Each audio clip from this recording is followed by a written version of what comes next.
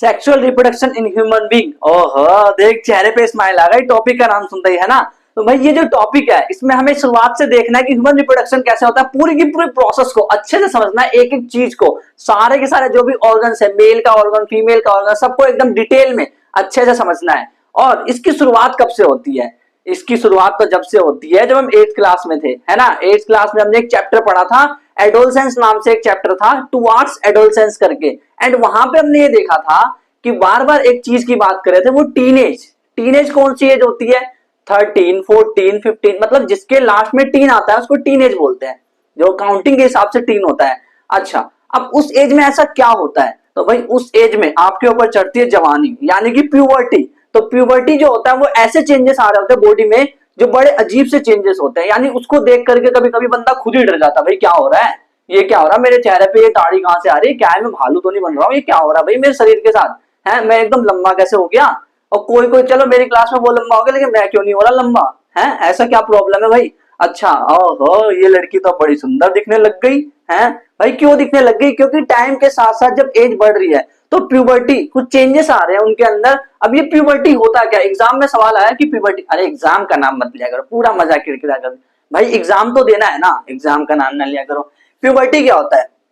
The time period और stage of human development which an individual show growth और become sexually mature. मतलब यार ये ऐसा टाइम है ना, बेसिकली हो सकता है फीमेल्स के अंदर जल्दी आ जाए, 12 ईयर्स में आ जाए, 12-13 साल की उम्र में आ जाए।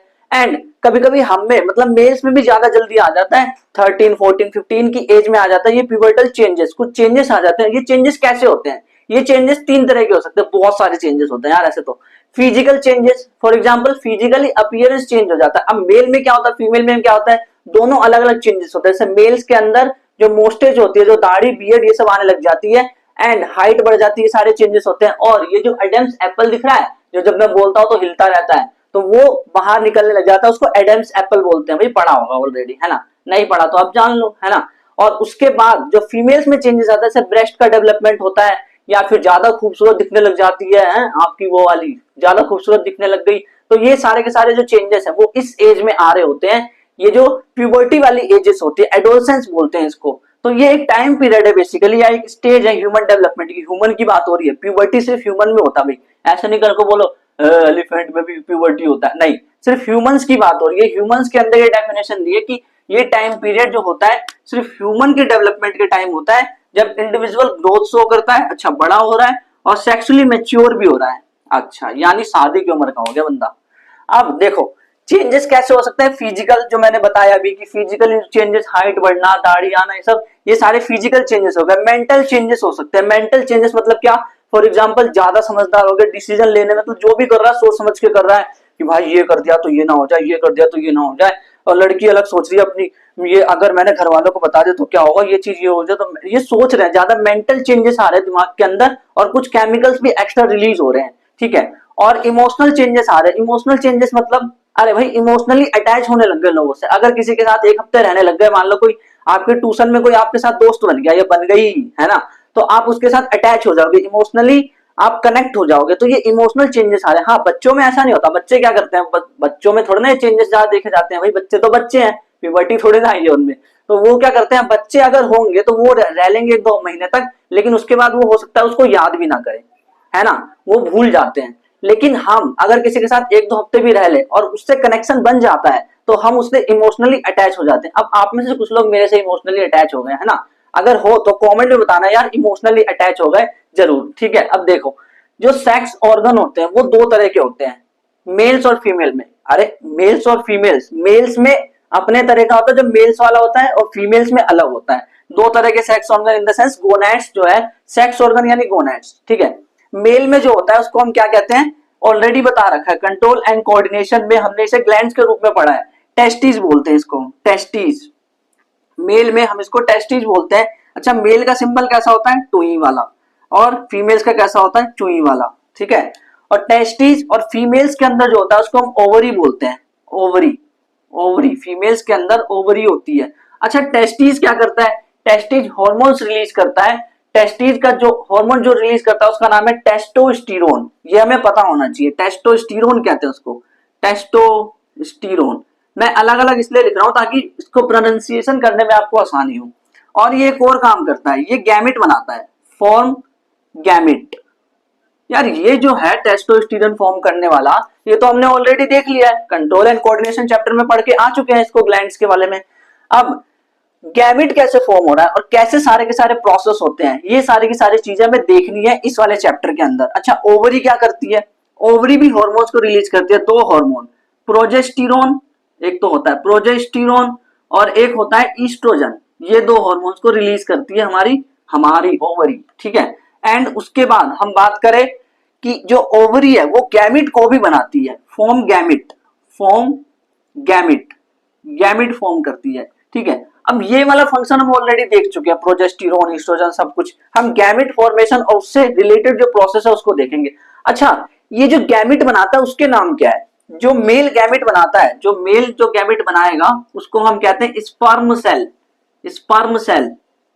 और जो फीमेल जो गैमेट बनाती है उसको कहते हैं ओवम, ओवम या फिर एग सेल।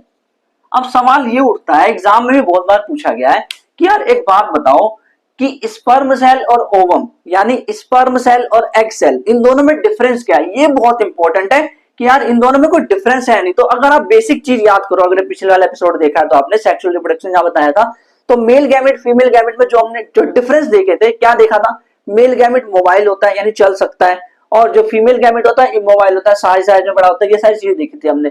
अब उसको हम और डिटेल में देखने वाले हैं कि यार अगर हम स्पेसिफिकली ह्यूमंस की बात करें तो अब मेल गैमेट और फीमेल गैमेट यानी स्पर्म सेल और यहाँ एग सेल, इन दोनों में डिफरेंस है क्या? मेल गैमेट जो होता है ना वो स्मॉलर होता है, छोटा होता है, जबकि फीमेल गैमेट बड़ा होता है, बिग इन साइज होता है। अच्छा, मोबिलिटी की बात करें, मोबिलिटी यानी चल फिर सकता है कि नहीं भाई? तो मोबाइल है, मेल गैमेट मोबाइल है, चल सकता है, जुई जुई करके देखो, इसके पास पूंछ है, टेल है, इसलिए जुई जुई जुई जुई जुई करके चलता रहता है। जबकि फीमेल गैमेट इमोबाइल है, लेकिन वो भी हल्का सा चलता है, मैं आगे बताऊंगा, सारी प्रोसेस समझाऊंगा, ठीक है। बट मोस्टली इमोबाइल, इसको इमोबाइल ही बोलो आप, जब डिफरेंस में आएगा ना एग्जाम में तो इमोबाइल ही लिखना।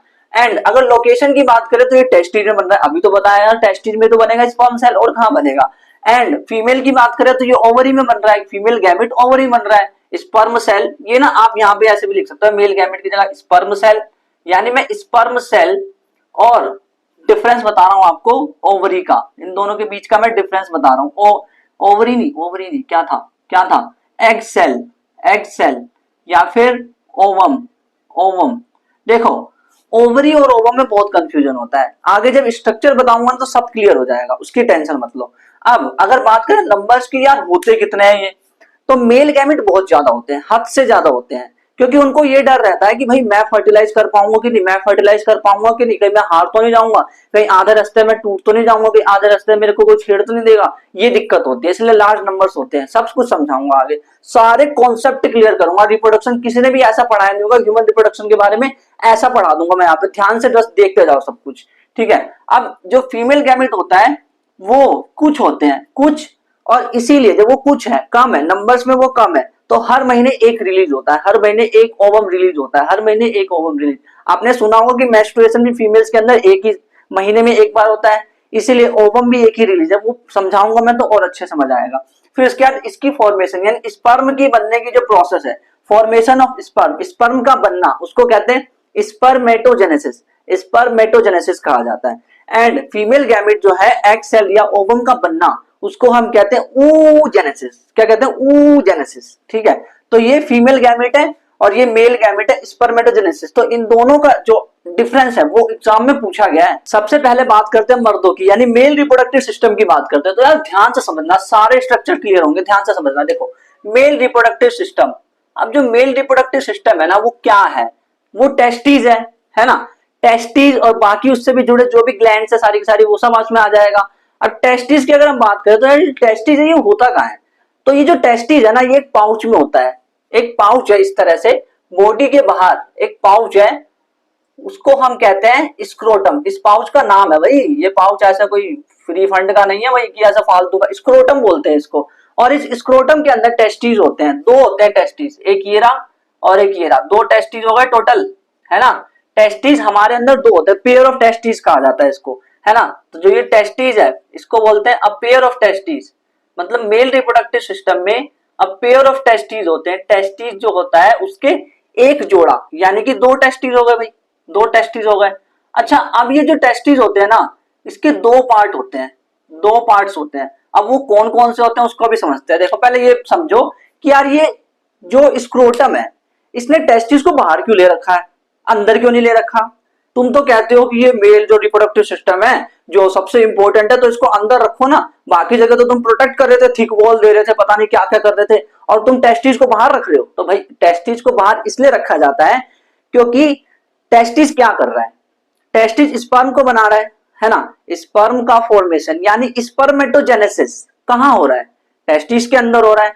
तो भाई जो टेस्टिस है ना, उसको अगर स्पर्म बनाना है तो ध्यान से समझना कि उसको अगर स्पर्म बनाना है तो 2 से 2.5 डिग्री सेल्सियस टेम्परेचर कम चाहिए उसको, कम कम लेस कम चाहिए उसको। ऐसा नहीं कि भाई उसको अंदर ही रखे हुए हो। अगर वो अंदर रहेगा, बॉडी के अंदर रहेगा, अगर टेस्टिस बॉडी के अंदर रहेगा तो बॉडी के अंदर जो चीज रहती है वो गर्म होती है, सिंपल सी ऑब्वियस सी बात है। तो उसको बाहर निकाल दिया, उसको पाउच में रख दिया। ऐसे थोड़ा ना कि खुले में रखा है, नहीं, पाउच में तो रखा कम से कम उन्होंने, है ना। तो उसके पाउच में रखा है उन्होंने, किसने, भगवान ने पाउच में तो रखा हुआ है। तो वो टेस्टिस जो है वो स्क्रोटम में होता है। पाउच का नाम क्या है, स्क्रोटम, है ना। आपने देखा होगा कि यार स्क्रोटम में बीच में लाइनिंग भी होती है, लाइनिंग भी होती है, ये लाइनिंग, और इससे एक इस तरफ एक टेस्टिस होती है, दूसरी की वाली होती है। 2 से 2.5 डिग्री सेल्सियस टेम्परेचर कम है, यानी कि एब्डोमेन के बाहर है। एब्डोमेन समझते हो क्या होता है, जिसको आप बोलते हो ना पेट, ये पूरा का पूरा एरिया उसको पेट कहते हैं। स्टमक को पेट नहीं बोलते, स्टमक तो डाइजेस्टिव सिस्टम में आता है, उसको स्टमक ही बोलते हैं, वो पेट नहीं होता। एब्डोमेन मतलब पूरा का पूरा पेट वाला एरिया, ठीक है। तो एब्डोमेन के बाहर होता है। स्क्रोटम कहाँ है, वेयर इज स्क्रोटम, अगर एग्जाम में है तो क्या बोलोगे, कहीं भी कोई पूछ ले यार, एग्जाम छोड़ो, स्क्रोटम कहाँ होता है, outside abdomen, outside abdomen, abdomen के बाहर होता है। एब्डोमेन यानी पेट, पेट के बाहर होता है, पेट के बाहर। अच्छा, जो पेयर ऑफ टेस्टिस है, टेस्टिस 2 है, तो हर एक टेस्टिस के 2 पार्ट होते हैं। पहला जो पार्ट है ना, उसको हम कहते हैं सेमिनिफेरस, सेमिनिफेरस, सही से लिख देता हूं स्पेलिंग, ठीक है, सही से स्पेलिंग देता हूं, ध्यान से देख लेना। सेमिनी सेमिनिफेरस ट्यूब्यूल, एक को हम कहते हैं सेमिनिफेरस ट्यूब्यूल, दूसरे वाले को कहते हैं number 2 leading cell, leading LEY, leading cell, leading cells कहा जाता है इसको, ठीक है। तो 2 पार्ट होगा टेस्टिस के अंदर, एक तो हो गया सेमिनिफेरस ट्यूब्यूल, एक लीडिंग सेल। अब मैंने आपको ये कहा कि टेस्टिस के 2 काम है, एक तो हार्मोन प्रोड्यूस कर रहा है और एक वो गैमेट्स को बना रहा है। तो यार जो हार्मोन प्रोड्यूस कर रहा है वो बेसिकली लीडिंग सेल कर रहा है। लीडिंग सेल कह रहा है कि भाई एक काम करते हैं, देखो जब तुमने 2 पार्ट कर ही दिया है, 2 अलग अलग इंप्लॉय मतलब बना दिए, 2 अलग अलग लोग बना दिए, तो एक को कुछ और काम करना है, एक को कुछ और करना है। तो लीडिंग सेल कहता है ना कि मैं ना हार्मोन प्रोड्यूस कर लूंगा मैं मेल का हार्मोन, फीमेल का तो करेगा नहीं, मेल सेक्स हार्मोन को प्रोड्यूस कर लूंगा मैं, ठीक है ना, मेल सेक्स हार्मोन जिसका नाम है टेस्टोस्टेरोन, टेस्टोस्टेरोन, मैं ना टेस्टोस्टेरोन को प्रोड्यूस कर लूंगा। अब तुम क्या करो सेमिनिफेरस ट्यूब्यूल, तुम ना जो दूसरा वाला काम था ना वो कर लो। वो काम पता है क्या है, वो काम है कि तुम ना गैमेट बना लो।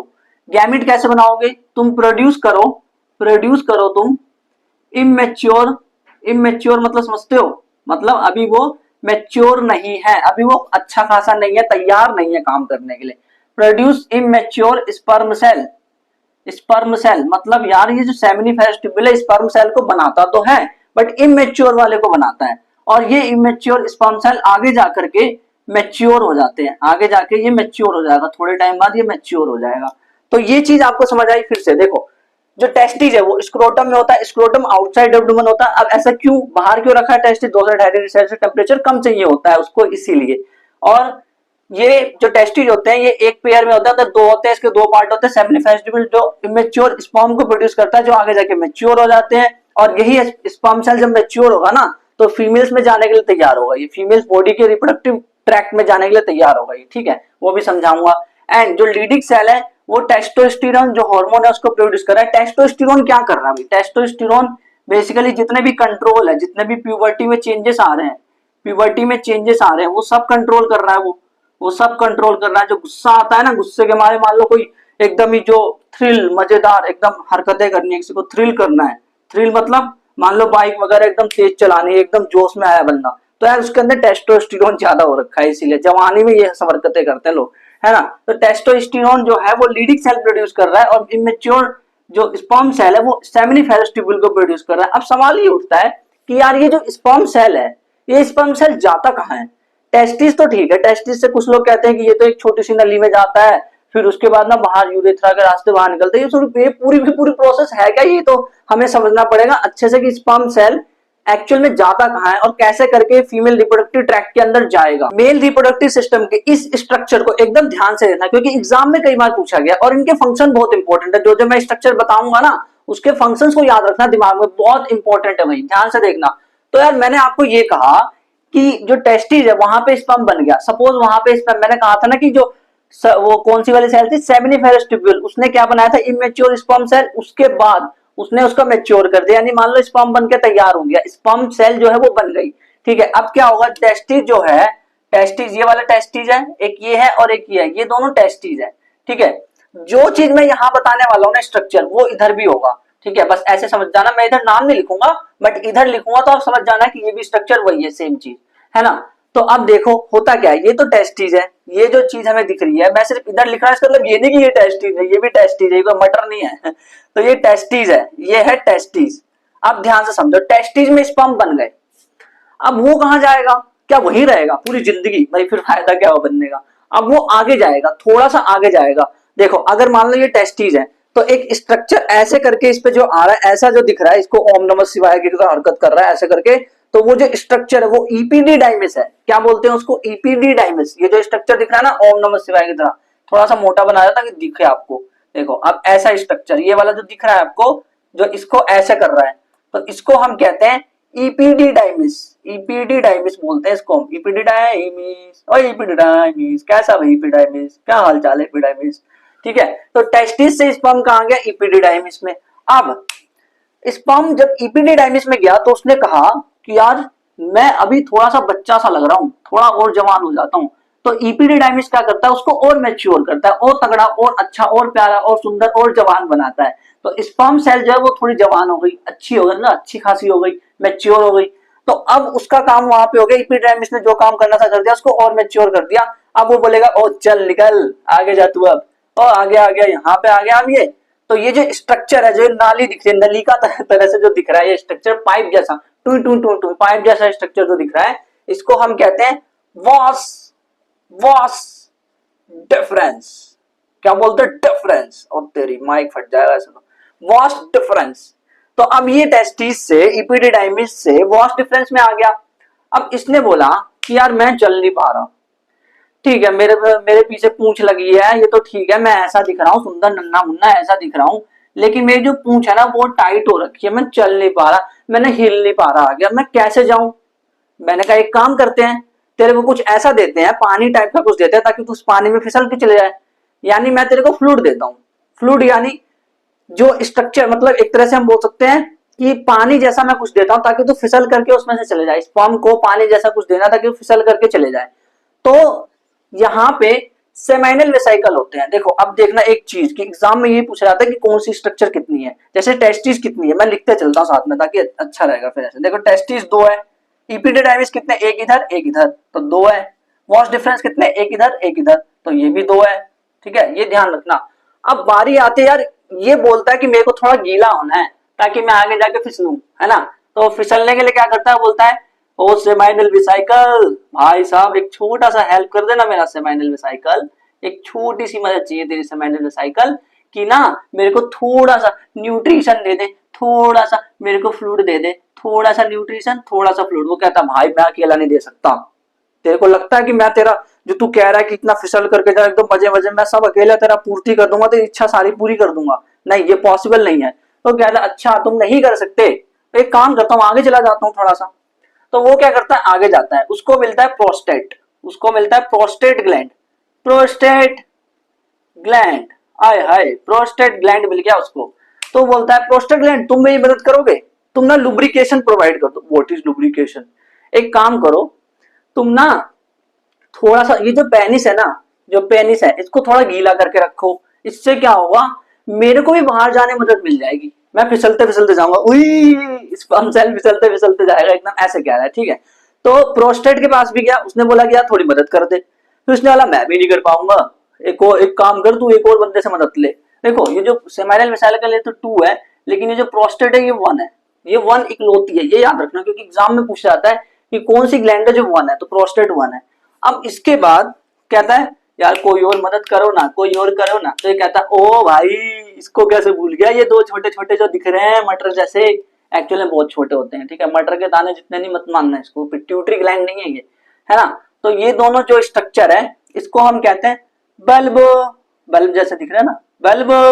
यूरेथ्रल, यूरेथ्रल कहां से आ गया भाई, बल्ब जैसा, यूरेथ्रा के ऊपर, यूरेथ्रा या यूरेथ्रा है ना, नहीं भाई यूरेथ्रा नहीं है क्या ये, यूरेथ्रा, यूरेथ्रा, अच्छा हाँ ठीक है यूरेथ्रा है। यूरेथ्रा मतलब कि इसमें से यूरिन जाएगा, स्पर्म नहीं जा सकता क्या, अभी रुकना देखो।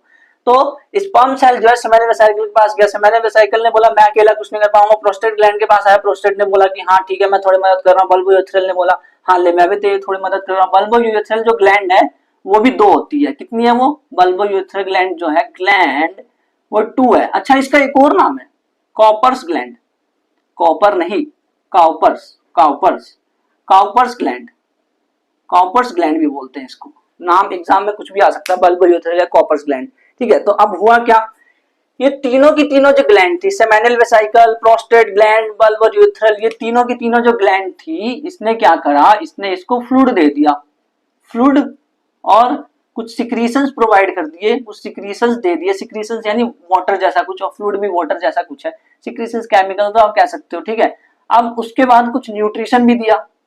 न्यूट्रिशन क्यों, न्यूट्रिशन का क्या करेगा स्पर्म, भाई एक बात बताओ, अगर उसको दौड़ना है, चलना फिरना, टू टू टू टू करके उई उई उई करके अगर जाना है, तो उसको कुछ खाना पीना नहीं चाहिए क्या, न्यूट्रिशन तो चाहिए, न्यूट्रिशन यानी खाना पीना तो चाहिए ना उसको, तो कौन दे रहा है, वो यही तीनों ग्लैंड दे रहे हैं, ठीक है। अब देखो होता ये है, जब ये बंदा यहां से आया था तब तो इसको हम कह रहे थे स्पर्म सेल, तब इसको हम कह रहे थे स्पर्म सेल, ओहो स्पर्म बड़ा सुंदर है तू, स्पर्म सेल बोल रहे थे।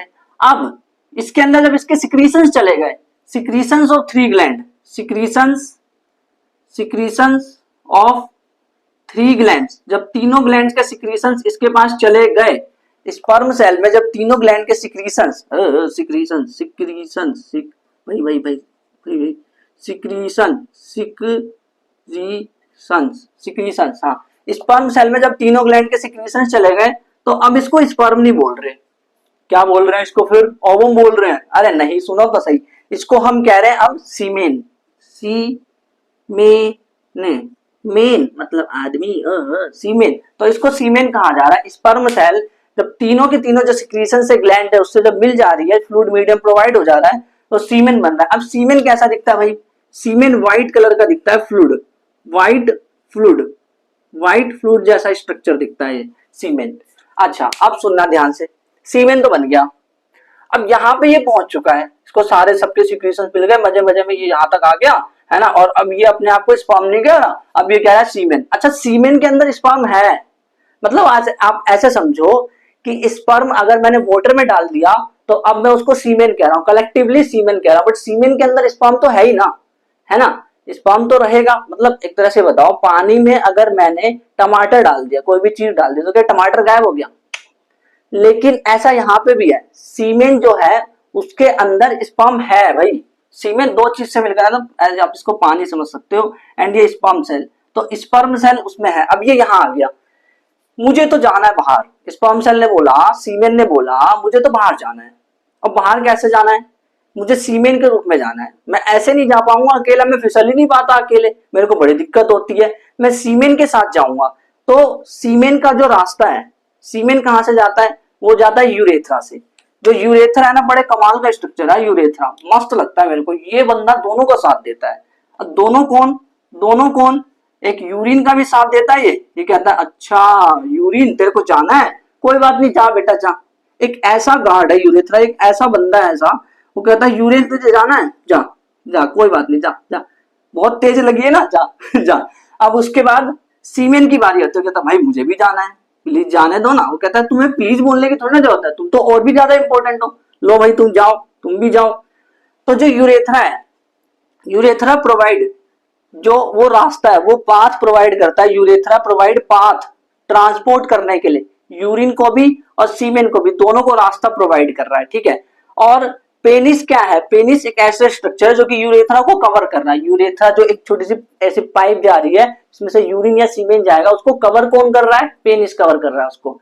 तो पेनिस एक ऐसा स्ट्रक्चर है जो कि कोपुलेटरी ऑर्गन है, एक तरह से इसको हम कह सकते। कोपुलेटरी ऑर्गन मतलब भाई वो ऑर्गन जो कि सेक्स करेगा यानी कि इंटरकोर्स करेगा, उसको हम कहते हैं, उस ऑर्गन को हम कहते हैं पेनिस। अब इसी की वजह से सारा काम होने वाला है। तो जो टेस्टिस, तो अगर हम स्पर्म का पाथ देखें, एग्जाम में पूछा गया स्पर्म का पाथ क्या होता है, what is the path of sperm. तो यार देखो स्पर्म का पाथ ये है कि अगर हम पाथ की बात करें, path path of sperm, sperm का पाथ क्या है, एग्जाम में पूछ लेते हैं।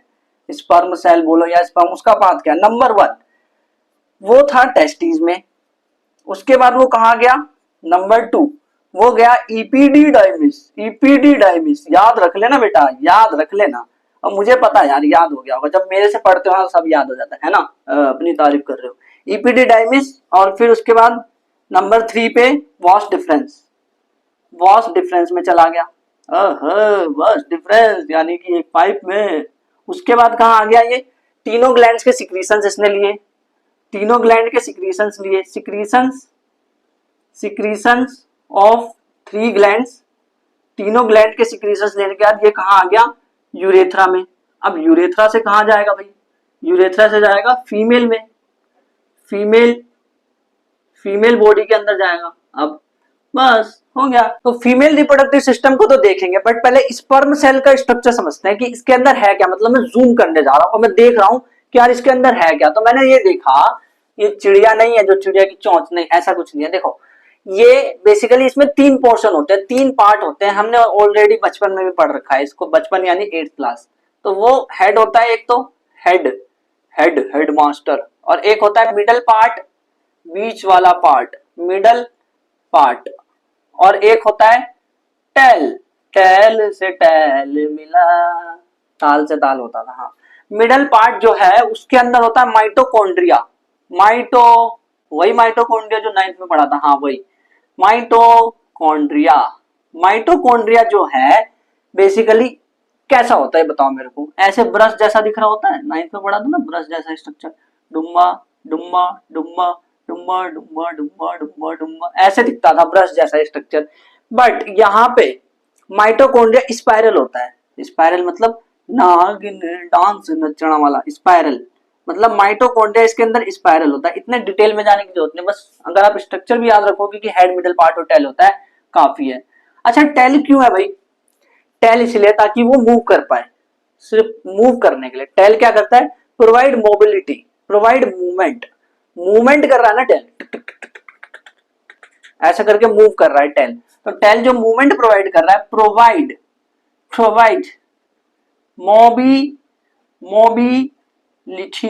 मोबिलिटी को प्रोवाइड कर रहा है। अच्छा 3 पार्ट हेड और मिडल पार्ट और टेल, टेल मोबिलिटी प्रोवाइड करता है। अच्छा जो हेड होता है ना उसके अंदर न्यूक्लियस होता है, हेड में न्यूक्लियस होता है, यहाँ पे न्यूक्लियस है, देखो दिख रहा है। आप सोच रहे होंगे ये क्या है चोंच जैसा, तो भाई ये पता है कब काम आएगा, जब ये ओवम के अंदर घुसने जा रहा होगा तो ओवम के अंदर छेद करेगा, जुम छेद करेगा और अपना न्यूक्लियस छोड़ देगा, जुम्बा ऐसा करके न्यूक्लियस छोड़ देगा अपना।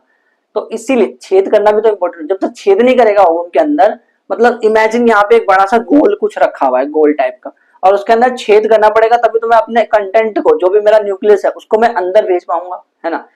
तो न्यूक्लियस जो है वो डीएनए को रखता है। तो एग्जाम में मान लो सवाल आ गया कि 3 पार्ट होते हैं स्पर्म में, हेड मिडल पार्ट और टेल। तो ये बताओ किस वाले पार्ट में डीएनए होता है, तो हेड में होता है। किस वाले पार्ट में माइटोकॉन्ड्रिया होता है, मिडल पार्ट में होता है।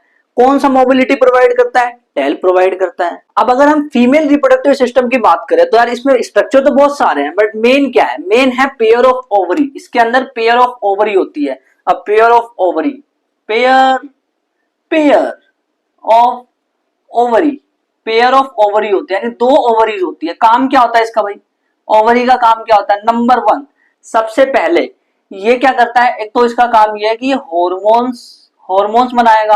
हार्मोन कौन सा, प्रोजेस्टेरोन और ईस्ट्रोजन बनाता है। और क्या काम करता है ये रिलीज करता है, रिलीज क्या, ओवम को रिलीज करता है हर महीने एग सेल को रिलीज करता है हर महीने, ईच मंथ, हर महीने रिलीज करेगा। और होता ये है ना कि जब फीमेल्स के अंदर 2 ओवरी होती है, तो अगर पहले वाले महीने में इसने करा तो नेक्स्ट मंथ इसकी नंबर है, इसकी बारी है।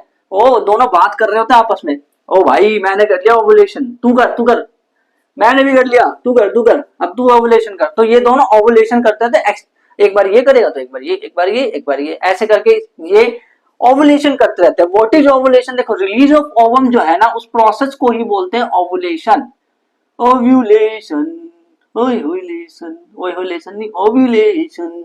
तो जो ओवम रिलीज करती है, ओवरी ओवम रिलीज करती है हर महीने, यानी कि oogenesis, ओहो ओवुलेशन, oogenesis मतलब तो ओवम का बनना होता है, हाँ ठीक है। oogenesis यानी ओवम का बनना, और ओवुलेशन यानी ओवम का रिलीज होना, दोनों में याद रखना भाई, ये दोनों फंडे क्लियर। देखो रिलीज ऑफ ओवम और oogenesis मतलब ये याद रख लेना, एक जगह लिख लेना, मैं तो ये बोलूंगा oogenesis यानी ओवम का बनना, हिंदी में लिख लेना ताकि याद रहे, हिंदी में लिख लेना बेटा, तो भूल जाओगे फिर ओवुलेशन और oogenesis में अंतर नहीं हो पाएगा, कंफ्यूज हो जाओगे। oogenesis यानी ओवम का बनना और रिलीज होना उसका ओवुलेशन कहलाता है। तो ध्यान से समझो, ध्यान से देखो, ओवम बन चुका है, ऑलरेडी बन चुका है, मैच्योर हो गए ना, जब गर्ल्स मैच्योर हो जाते हैं, फीमेल मैच्योर हो गए, तो उसके अंदर ओवम बन चुका है। अब होगा क्या, ध्यान से समझना, सारी मैं यहाँ पे स्ट्रक्चर के साथ साथ आपको सारी चीजें समझाने की कोशिश भी करने वाला हूँ, प्रोसेस कैसे होती है वो भी समझाने की कोशिश करूंगा, ठीक है। बाकी मैं उसको थ्योरेटिकल भी समझाऊंगा, लिख के भी समझाऊंगा, नोट्स भी बनाने के लिए टाइम मिलेगा, बट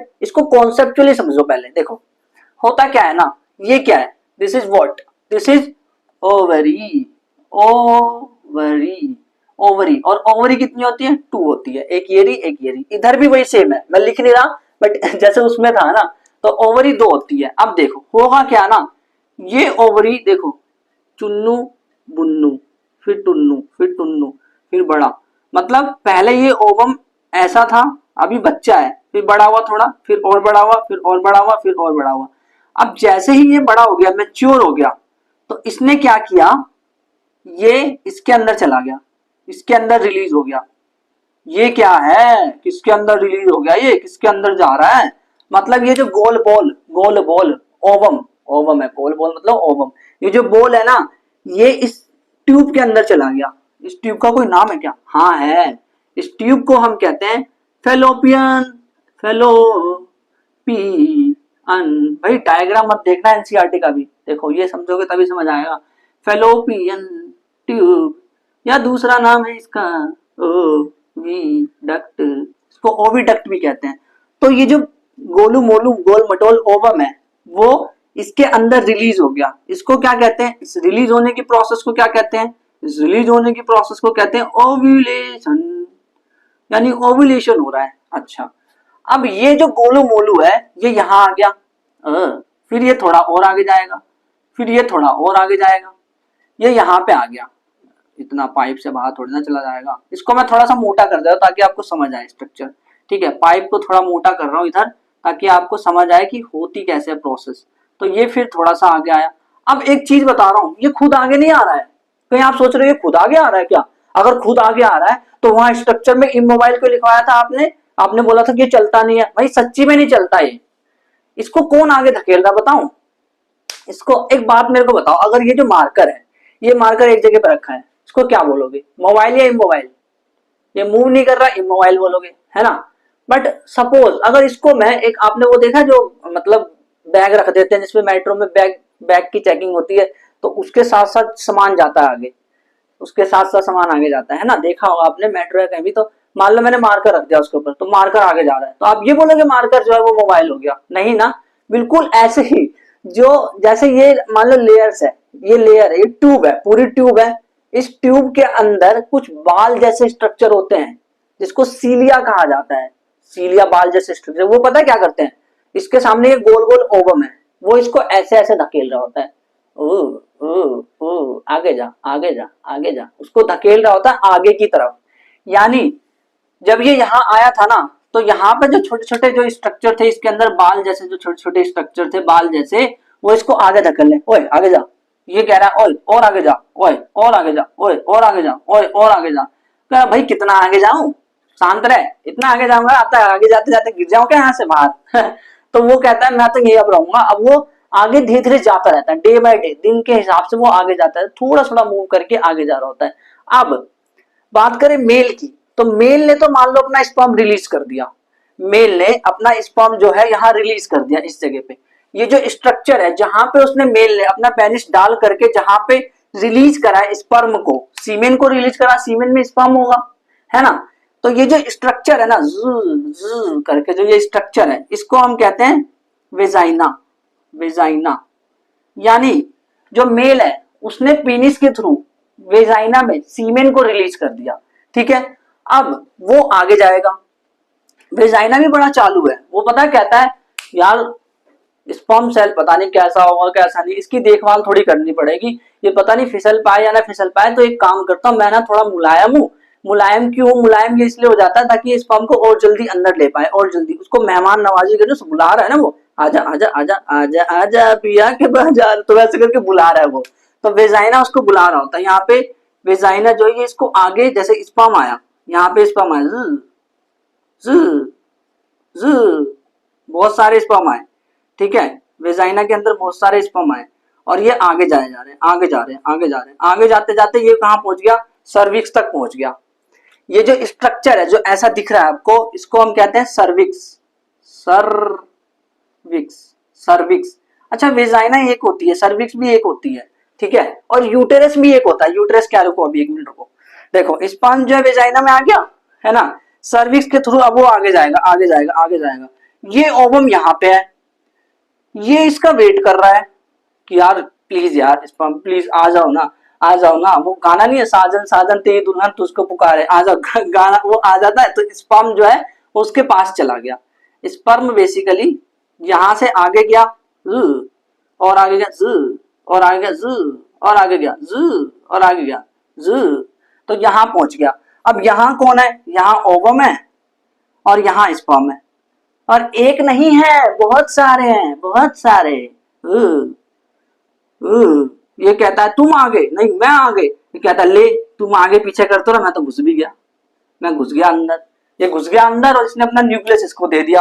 जैसे ही इसने न्यूक्लियस दिया, तो न्यूक्लियस दे दिया, इन्हें फ्यूजन कर लिया अपना न्यूक्लियस दूसरे ओवम, मतलब अपना न्यूक्लियस, स्पर्म ने अपना न्यूक्लियस जो है ओवम के साथ फ्यूज कर लिया। फ्यूजन ऑफ न्यूक्लियस या फ्यूजन ऑफ मेल गैमेट और फीमेल गैमेट का जो फ्यूजन होता है उसको क्या कहते हैं, फर्टिलाइजेशन, है ना। तो वो फर्टिलाइजेशन की प्रोसेस करने लगे, यानी कि फर्टिलाइजेशन, तो फर्टिलाइजेशन की प्रोसेस हो गई।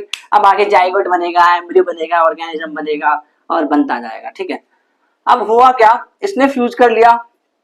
अब ये इस स्पर्म को हटाओ हटाओ हटाओ, क्योंकि मान लो सपोज करो कि इसने फर्टिलाइज कर दिया है, फर्टिलाइज कर दिया, अब ये आगे आएगा, आगे आएगा, ये आगे आएगा, ये फर्टिलाइज हो चुका है। ये क्या है, ये क्या है जो फर्टिलाइज हो चुका है, ये क्या है, जाइगोट, ये जाइगोट है, ठीक है। अब जाइगोट क्या करेगा, एक का दो, दो का चार, ऐसे सेल्स बनाएगा ना अपने, तो वो आगे अपने सेल्स बनाता जाएगा। सपोज यहां जब आया तो उसने अपने 4 सेल बना लिए, यहां आया तो उसने मल्टीपल सेल्स बना लिए, छोटा छोटा छोटा छोटा छोटा, यहां उसने मल्टीपल सेल्स बना लिए, बहुत सारे सेल्स बना लिए, बहुत सारे बहुत सारे बहुत सारे बहुत सारे बहुत सारे बहुत सारे बहुत सारे बहुत सारे, और ये है एम्ब्रियो, एम्ब्रियो। अब ये क्या करेगा, इसके अंदर धस जाएगा, इसके अंदर धस जाएगा, इसके अंदर धस गया, आ गया। अब ये बड़ा होगा और बड़ा होगा और बड़ा होगा, एक ऑर्गेनिज्म बन जाएगा, पूरा का पूरा ऑर्गेनिज्म कौन, हम, ठीक है। ये जो स्ट्रक्चर है ये यूटेरस है, uterus, this is what, uterus. तो प्रोसेस आई थिंक आपको समझ आ गई होगी, पूरी की पूरी एकदम क्रिस्टल क्लियर होगी होगी। अगर हो गई है तो लिख देना कमेंट में please, I request to you, crystal clear लिख दे। बहुत कोशिश कर रहा हूं इसको अच्छे से एक्सप्लेन करने की, ताकि आपके दिमाग में ये इंस्टॉल हो जाए सारा का सारा, क्रिस्टल क्लियर कमेंट, ठीक है। अब देखो कैसे हुआ था, शुरुआत कैसे हुई थी भाई, वहां मेल्स के अंदर तो स्पर्म सीमेन कैसे बना वो तो हम ऑलरेडी देख चुके हैं। यहाँ पे जब आया तो वेजाइना में आया, फिर सर्विक्स में आया, फिर सर्विक्स के बाद ये गया यहाँ पे। अच्छा मैं एक सवाल पूछूं क्या आपसे, आप ये बताओ फर्टिलाइजेशन कहाँ हुआ, तो आप बोलोगे आपने बताया कि यहाँ पे ना ये स्पर्म आ गया था और इसने ना इसको स्पर्म यहाँ पे इससे चिपक गया और यहाँ पे इसने फर्टिलाइजेशन कर लिया, तो ये कौन सी जगह है भाई, कौन सी जगह है ये फेलोपियन ट्यूब है। तो फेलोपियन ट्यूब के अंदर क्या होता है, फर्टिलाइजेशन। लो भाई एक सवाल ऐसा हो गया एग्जाम का जो कि करोड़ों बार पूछा गया है, करोड़ों बार, आए हाय, करोड़ों बार एग्जाम में पूछा गया है साइट ऑफ फर्टिलाइजेशन, फर्टिलाइजेशन कहाँ होता है, फर्टिलाइजेशन का प्लेस क्या है, ओविडक्ट, फैलोपियन ट्यूब, दोनों नाम आप ब्रैकेट में लिख देना, एग्जामिनर थोड़ा इंप्रेस हो जाएगा। जब पूछे ना साइट ऑफ फर्टिलाइजेशन तो आप लिख देना फैलोपियन ट्यूब ब्रैकेट में ओविडक्ट, या दोनों में से कोई भी याद आ रहा है तो वो लिख देना। तो ये पूरा का पूरा कहानी हुई, यहाँ पे फर्टिलाइजेशन हो गया, एम्ब्रियो आ गया, अब इसके अंदर घुस जाएगा, ठीक है। अब ये तो जब है जब फर्टिलाइजेशन हो गया, सपोज कि ये ओवम जो है यहां से निकल रहा है, लेकिन कोई स्पर्म इसके अंदर डाल ही नहीं रहा, स्पर्म इसके अंदर आ ही नहीं रहा, तब क्या होगा। तो वो एग्जामिनर का फेवरेट क्वेश्चन है कि अगर फर्टिलाइजेशन नहीं होगा, एग फर्टिलाइज नहीं होगा, ये एग ही तो था, ओवम यानी एग ही तो था, अगर ये एग फर्टिलाइज नहीं होगा तब क्या होगा, वो एग्जामिनर का फेवरेट क्वेश्चन है। तो अब पूरी की पूरी प्रोसेस को अच्छे से समझते हैं। पहले ये समझो कि जो यूटेरस है ना, यूटेरस, इसको इसके अलग अलग नाम है, सिंगल नाम नहीं है इसके। वोम्ब बोलते हैं इसको, वोम्ब मतलब बच्चादानी, बच्चादानी, इसी के अंदर बच्चा होता है, ठीक है, वोम्ब। और यूटेरस यानी वोम्ब, और ये बैग लाइक स्ट्रक्चर है, बैग लाइक स्ट्रक्चर। और इसको इन्वर्टेड, इन्वर्टेड यानी, अरे लाइट पढ़ा रहे हो क्या, अरे नहीं, इन्वर्टेड पियर शेप का होता है ये, पियर शेप, अरे यार क्या यार तुम हिंदी में नहीं बताते। देखो इन्वर्टेड से पियर यानी उल्टा नाशपाती, उल्टा नाशपाती, उल्टा नाशपाती खाया होगा यार तुमने, उल्टा नाशपाती जैसा दिखता है, मतलब ऐसा, उल्टा नाशपाती ऐसा ही तो होता है भाई, ऐसा नहीं होता उल्टा नाशपाती भी, नाशपाती को उल्टा कर दिया, नाशपाती नहीं नाशपाती उल्टा कर दिया।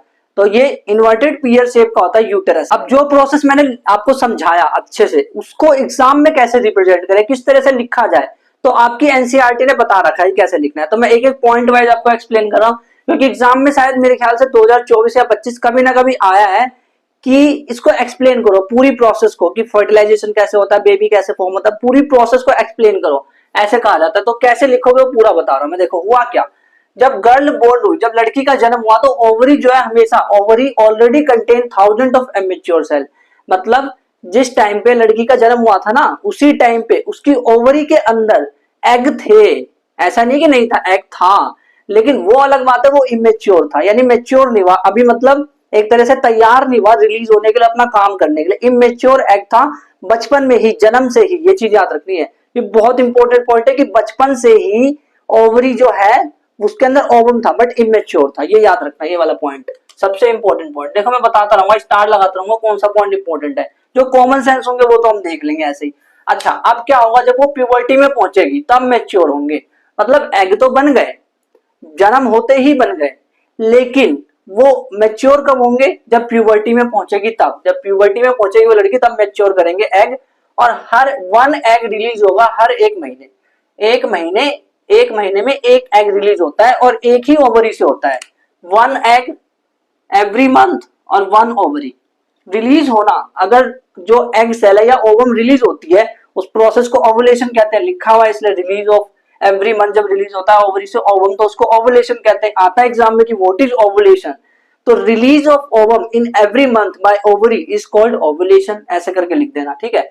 फिर उसके बाद अब क्या करता है, ये ओवुलेशन हो गया, ओवुलेशन यानी रिलीज कर दिया, जो ट्यूब है, जो ट्यूब वाला स्ट्रक्चर था, इसको स्ट्रक्चर को इमेजिन करना, जो मैंने स्ट्रक्चर ही बनाया था, ठीक है, अपने दिमाग में इमेजिन करते चलो कि जैसे ये ओवरी था, है ना, तो इसके बाद ये यहाँ ट्यूब में आ गया था, ये ट्यूब में आने के बाद एग जो है वो ट्यूब में आ गया, ट्यूब में आने के बाद क्या होगा, अब वो या तो यूटेरस में जाएगा, या देखो या तो यहीं पे रहेगा फेलोपियन ट्यूब के आसपास। इस वाले लाइन को थोड़ा देर के लिए छोड़ दो, इसको मत ज्यादा सीरियस लो, मतलब कुछ चीजें सीरियस नहीं लेनी होती, वैसे इसको सीरियस मत लो इस लाइन को। देखो अभी हुआ क्या, मेरी बात सुनो ध्यान से, मेरी बात, कि जो ओवरी है उसने ओवम को रिलीज किया, जब उसने ओवम को रिलीज किया तो ओवम कहाँ आ जाता है, फेलोपियन ट्यूब के अंदर, है ना। अब आगे क्या हो रहा है, जब सेक्सुअल इंटरकोर्स होगा, सेक्सुअल इंटर यानी सेक्स करना, जब सेक्स होगा, इंटरकोर्स करेंगे वो, तो स्पर्म जो है वो एंटर कर जाएगा वेजाइनल पैसेज में, वेजाइना में स्पर्म एंटर किया था, मैंने बताया था ना, करके जो ऐसा स्ट्रक्चर, उस वेजाइना में स्पर्म एंटर करा था, अच्छा वहां पहुंच गया। अब क्या होगा,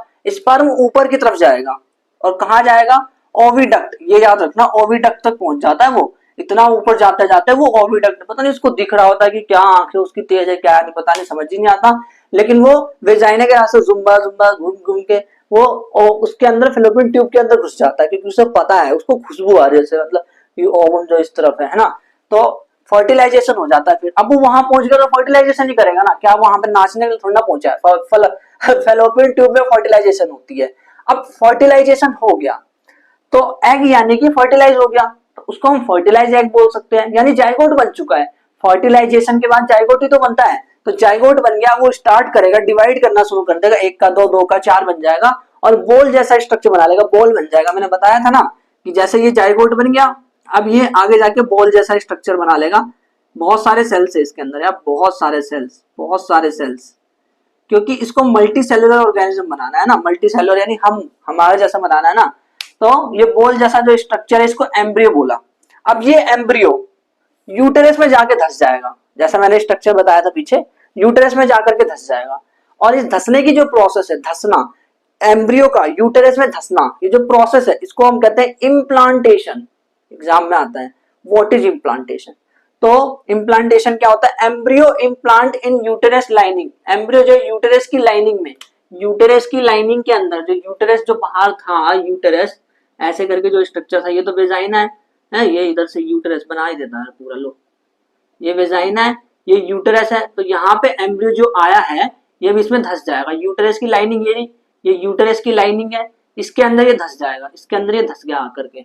तो इस यूटेरस की लाइनिंग में embryo get implant in uterus lining, this process is called implantation, इसको इम्प्लांटेशन बोलते हैं। अच्छा, अब इसके अंदर धस गया, ठीक है, एम्ब्रियो उसके अंदर चला गया यूटेरस के अंदर, लेकिन सवाल ये उठता है कि यार ये यहाँ आ तो गया, अब इसको खाना पीना ये सब कौन देगा? क्योंकि भाई अगर इसको मैच्योर करना, अगर इसको बड़ा होना है, जब हम बचपन में थे तो यार हमारी सांसें चल रही थी, सब कुछ हो रहा था, तो यार ये सारी की सारी प्रोसेस जो है, ये खाना पीना और ये सारी की सारी चीजें होती कैसे? एम्ब्रियो का ध्यान कौन रखता है कि वो पूरा ऑर्गेनिज्म 9 महीने तक, जब एम्ब्रियो जब उसमें इम्प्लांट हुआ, जब से लेकर के 9 महीने का जब हुआ तब तक उसकी कौन देखभाल कर रहा है भाई? क्या उसको कौन सपोर्ट कर रहा है? कोई तो होगा, बिना उसके कैसे काम होगा? तो अगर हम ध्यान से देखें तो हुआ क्या, फर्टिलाइजेशन के बाद जाइगोट बना, जाइगोट से बना एम्ब्रियो, एम्ब्रियो जो है थोड़ा सा बड़ा हुआ, 2-3 हफ्ते हो गए उसको, अब वो इम्प्लांट है उसमें यूट्रेस के अंदर, 2-3 हफ्ते हो गए उसको।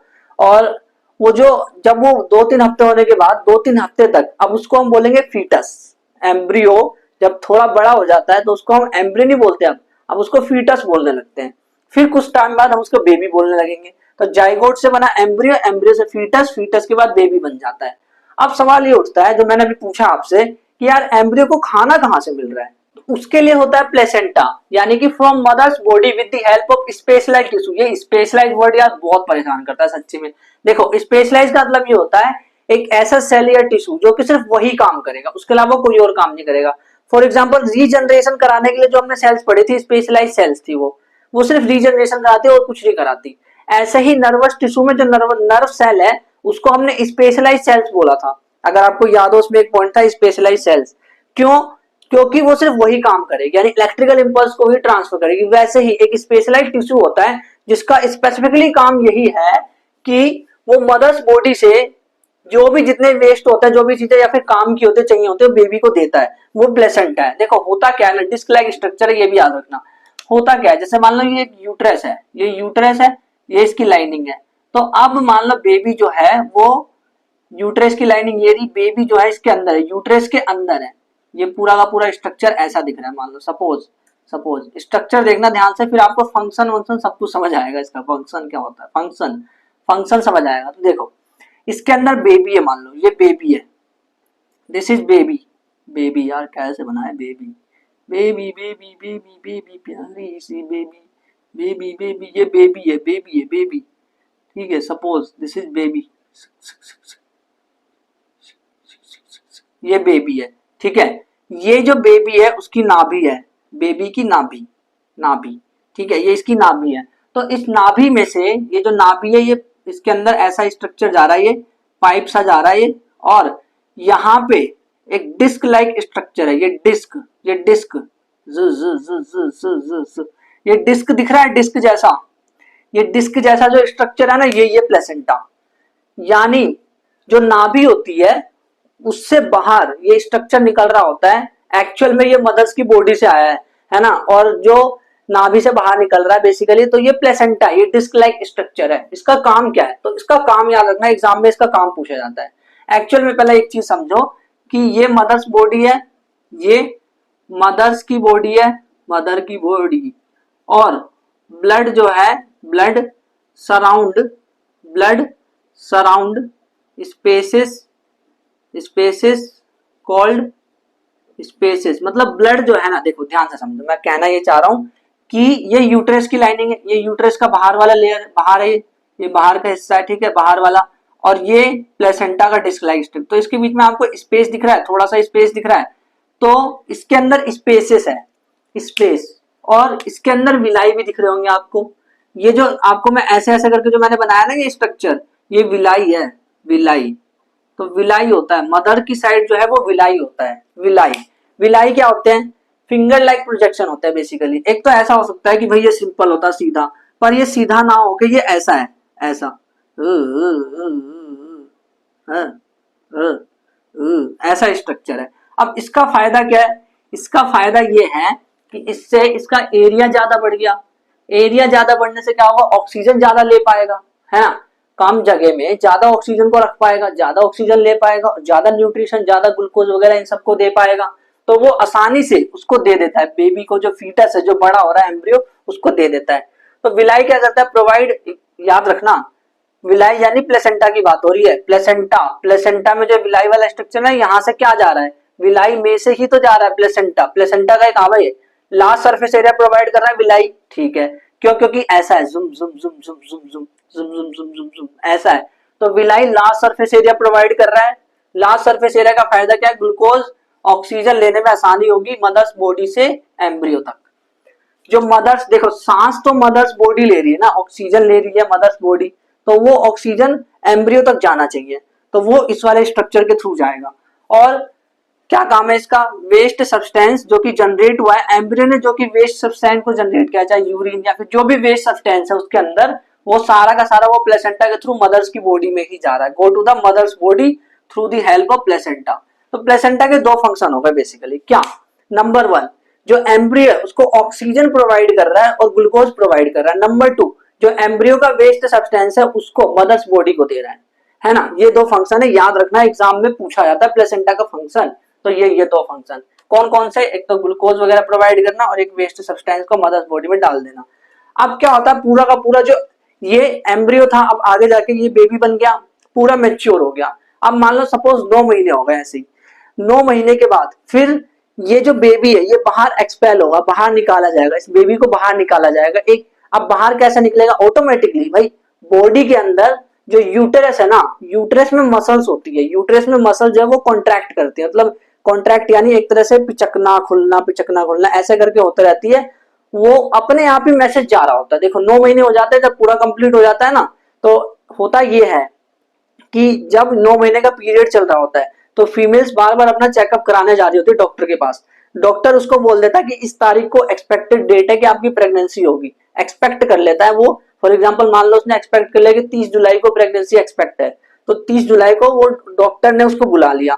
अब उसके बाद अगर मसल कॉन्ट्रैक्शन हो रहा है तो ठीक है, कभी कभी पहले ही हो जाता है फीमेल्स को, या उसके बाद हो रहा है। देखो 30 तारीख को जब बुला लिया, अगर मसल कॉन्ट्रैक्ट नहीं कर रही है, यानी उसके पेट में दर्द नहीं हो रहा है कि बेबी को एक्सपेल करना है, पेट में दर्द नहीं हो रहा है, तो डॉक्टर बोलेगा कि आप घर जाओ, ठीक है। लेकिन अगर हो रहा है, या फिर वो उसको कॉन्ट्रैक्ट करवाएगा, अपना वो इंजेक्शन दे देगा अपनी तरफ से और मसल्स को कॉन्ट्रैक्ट करवाएगा। यूट्रस की मसल जब कॉन्ट्रैक्ट करेगी, तो सपोज यहाँ पे बेबी है और यूट्रस की मसल ऐसे कॉन्ट्रैक्ट करी, ऐसे, तो बेबी बाहर निकलने की कोशिश, बेबी बाहर निकलने की कोशिश, और फीमेल को हो रहा है दर्द, तो बेबी बाहर निकलने की कोशिश करता है, ऐसे करके ये पूरा का पूरा, मतलब पूरा स्ट्रक्चर, फिर पूरा बेबी जो है वो बाहर निकल जाता है। ऐसे ये पूरा, इसमें टाइम लगता है थोड़ा सा इस प्रोसेस को। ये जो प्रोसेस है, समझने वाली बात ये है कि ये जो प्रोसेस है इसको कहते क्या है? बेबी के बाहर निकलने की, चाइल्ड के बर्थ, चाइल्ड का जन्म, चाइल्ड बर्थ की जो प्रोसेस है उसको हम कहते हैं पार्ट्यूरेशन। पार्ट्यूरेशन क्या कहते हैं? पार्ट्यूरेशन। वो 9 महीने में होता है।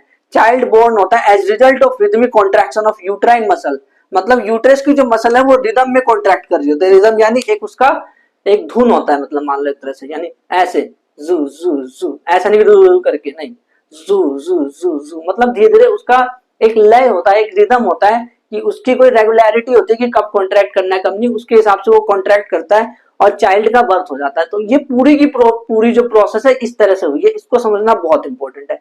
तो अगर हम ध्यान से देखें, शुरू से अगर बात करें तो यार मेल में सीमेन बन गया था, सीमेन वेजाइना में आ गया, वेजाइना से यूट्रस, फिर उसके बाद फर्टिलाइजेशन हुआ, फिर उसके बाद एम्ब्रियो बना। एम्ब्रियो जो है वो अपना न्यूट्रिशन कहाँ से ले रहा है, प्लेसेंटा से ले रहा है, प्लेसेंटा ने उसकी बहुत मदद करी। फिर वो प्लेसेंटा जो है उसकी हेल्प बहुत अच्छे से कर रहा है पूरे टाइम। फिर 9 महीने हो गए, अब बेबी का निकलने का टाइम आएगा, तो निकलने की जो प्रोसेस है उसको हम पार्ट्यूरेशन कह रहे हैं। अब सवाल ये उठता है यार, ये तो जब हुआ ना जब फर्टिलाइजेशन हो गया, यानी जब ओवम आया और स्पर्म सेल अंदर आया, यानी फर्टिलाइजेशन की प्रोसेस जब हुई तब हुआ। अब मान लो ओवम आ रहा है, प्यार से आ रहा है, मैं तो आ रहा हूँ, आ रहा हूँ, मैं तो आ रहा हूँ, मैं तो आ रहा हूँ, वो आ रहा है प्यार से, लेकिन वो देख रहा है अरे स्पर्म तो है ही नहीं, मैं तैयार किसके लिए हो रहा था, मैं तैयार किसके लिए हो रहा था। ओवम कह रहा है मैं तैयार क्यों हो रहा हूँ, मैं इधर क्यों आ रहा हूँ, जब स्पर्म आ ही नहीं रहा मैं तैयार क्यों हो रहा हूँ। और यूटरस जो होता है ना, यूटरस यूटरस भी अपने आप को तैयार कर रहा होता कि ओ भाई स्पर्म जाएगा, फिर ओवम को फ्यूज करेगा, फिर उसके बाद फर्टिलाइजेशन होगा, उसके बाद वो मेरे पास ही तो आएंगे, तो एक काम करता हूँ मैं ना पहले से ही तैयार हो जाता हूँ, तैयार होकर रहता हूँ, क्योंकि वो क्या करेंगे, जो एम्ब्रियो बनेगा ना, जाइगोट एम्ब्रियो, उसको मेरे अंदर डालेंगे वो, तो मैं पहले तैयार हो जाता हूँ। बट हुआ क्या भाई, स्पर्म तो अंदर आया ही नहीं, फर्टिलाइजेशन तो हुआ ही नहीं, तो अब क्या होगा भाई, फर्टिलाइजेशन हुआ नहीं, स्पर्म आया नहीं। तो ये चीज एग्जाम में बहुत पूछी जाती है कि फर्टिलाइजेशन नहीं हुआ तो होगा क्या। अगर एग फर्टिलाइज नहीं होगा तो देखो एम्ब्रियो नहीं बनेगा, एम्ब्रियो नहीं बनेगा तो भाई यूट्रस के अंदर जाएगा क्या, यूट्रस के अंदर क्या धसेगा, कुछ नहीं धसेगा ना, और यूट्रस बेचारा अपने आप तैयार होगा, ओए एम्ब्रियो आएगा, एम्ब्रियो तो आ ही नहीं रहा।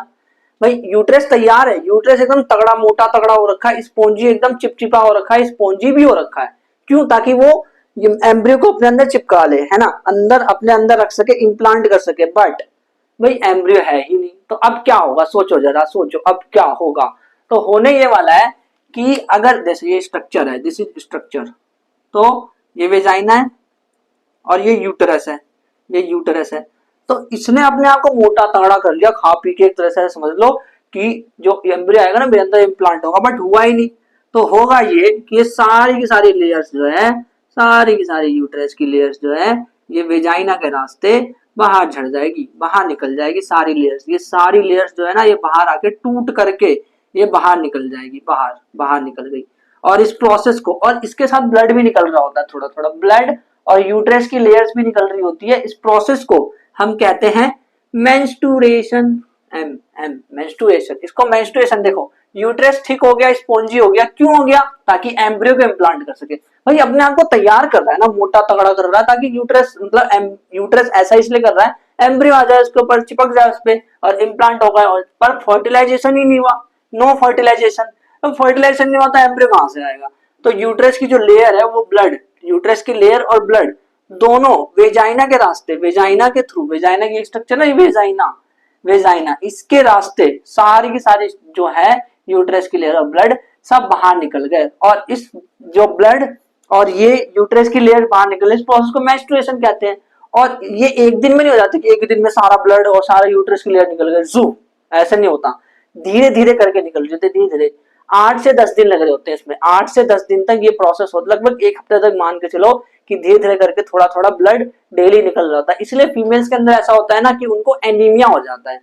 एनीमिया मतलब ब्लड में आयरन की कमी, उसको एनीमिया कहा जाता है, इसलिए हो जाता है। इसलिए आपने देखा होगा स्कूल में ना एक बीच में एक प्रोग्राम शुरू किया था कि हर वेडनेसडे के दिन आयरन की गोली दी जाती थी नीले रंग की, अगर याद हो तो आपको, है ना, आपके स्कूल में शायद ना दी, वो सबको देते थे, मेल फीमेल सबको, बट फीमेल को ध्यान रखना था ज्यादा, क्योंकि उनको आयरन की कमी ज्यादा होती है। और स्टैटिस्टिकली यानी डेटा अनुसार ये देखा भी गया है कि फीमेल्स में आयरन की कमी जल्दी होती है, क्योंकि उनके अंदर जो ब्लड है वो निकल रहा होता है। अच्छा, अब सवाल ये उठता है कि मान लो किसी को ना इंटरकोर्स करना है, यानी उसको अगर मान लो सेक्स करना है बट उसको बेबी नहीं चाहिए, इंटरकोर्स करना है बट बेबी नहीं चाहिए, तो क्या करेगा वो। तो उसके लिए कुछ मेथड्स होते हैं कि यार इंटरकोर्स तो कर ले बट बेबी ना हो, तो उसके लिए अगर कुछ मेथड है तो वो कौन कौन सी मेथड है। अलग अलग मेथड्स होती है, बेरियर मेथड, केमिकल मेथड, अलग अलग तरीके होते हैं। कुछ लोग केमिकल्स खा लेते हैं ताकि इंटरकोर्स तो कर ले लेकिन बेबी ना हो, ऐसा चीज कर लेते हैं, अलग अलग चीजें होती है। या कभी कभी तो ऐसा होता है कि बेबी अंदर है लेकिन उस बेबी को अगर पता चला कि वो गर्ल्स है तो उसको गिरा दिया, जिसको बच्चा गिराना भी कहते हैं। ऐसा क्यों होता है, क्यों किया जाता है, ये सारी की सारी प्रोसेस को हम समझने वाले नेक्स्ट लेक्चर में, यानी नेक्स्ट एपिसोड में जब तक अगर आपको रिप्रोडक्शन चैप्टर के बाकी के एपिसोड देखने तो इस वाले प्लेलिस्ट पे क्लिक कर लो, और अगर आपको लाइव प्रोसेस देखना है तो इस वाले प्लेलिस्ट पे क्लिक कर लो। जब आप इस वाले प्लेलिस्ट पे क्लिक करोगे तो मैं आपको वही मिलूंगा, चीजों को एक्सप्लेन करते हुए, रियल लाइफ एग्जांपल के थ्रू समझाते हुए।